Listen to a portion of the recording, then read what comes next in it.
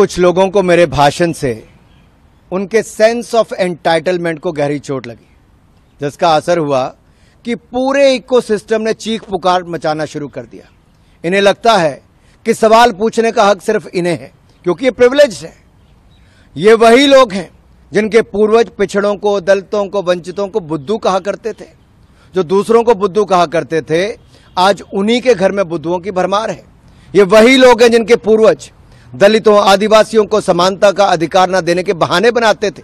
ये वही लोग हैं जिन्हें लगता था कि कैसे उनके सामने कोई दलित व्यक्ति कोट पैंट पहनकर खड़ा हो सकता है और संविधान लिख सकता है।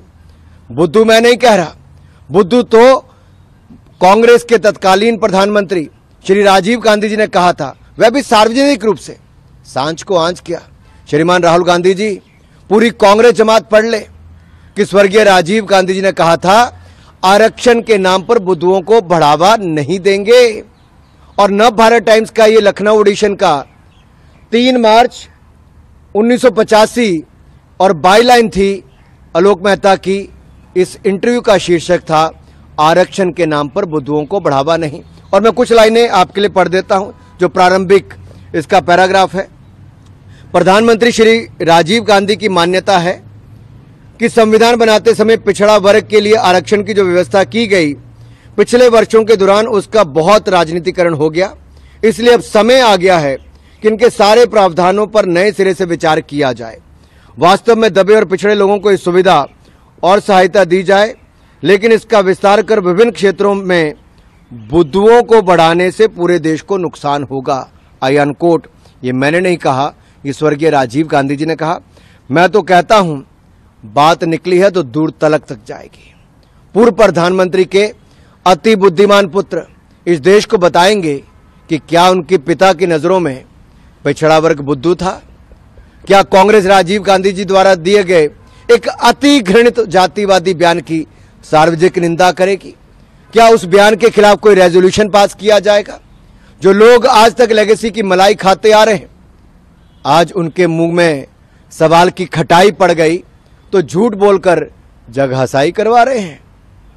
1947 से लेकर कांग्रेस अपने वैचारिक दरबारियों के साथ मिलकर दलितों और वंचित समाज को समाज की मुख्यधारा से बाहर करने की तमाम तरह के हथकंडे अपनाती रही। जब जवाहरलाल नेहरू जी से पूछा गया कि दलित और आदिवासियों को आरक्षण क्यों नहीं दिया जा रहा, तो उन्होंने बहाना बना दिया कि उन्हें आरक्षण देने से उनके मन में हीन भावना भर जाएगी, इसलिए उन्हें आरक्षण नहीं दे रहे। नेहरू जी ने तो अपने सारे मुख्यमंत्रियों को पत्र लिखकर बता दिया था कि वह किसी भी प्रकार के आरक्षण के खिलाफ हैं। इंदिरा गांधी जी की भी यही नीति रही। और बीबी प्रसाद मंडल जी, जिन्होंने मंडल आयोग की रिपोर्ट लिखी, इस रिपोर्ट की इंप्लीमेंटेशन को भी राह ताकते रहे। मंडल जी का स्वर्गवास हो गया, लेकिन इंदिरा जी और राजीव गांधी जी ने 10 साल तक इस रिपोर्ट को लागू नहीं होने दिया। राजीव गांधी जी तो खुलेआम मंडल आयोग के रिपोर्ट को लागू करने का विरोध करते रहे। और जब काका कालेलकर की रिपोर्ट आई थी, तब भी कांग्रेस ने वर्षों तक इस रिपोर्ट को दबा कर रखा। और मुझे एक शेर याद आता है, लम्हों ने खता की, सदियों ने सजा पाई। अगर सामंती सोच वाली कांग्रेस पार्टी ने उस समय मंडल रिपोर्ट और काका कालेलकर की रिपोर्ट में कीड़ा में रोड़ा नहीं अटकाया होता, तो आज स्थिति कुछ और होती।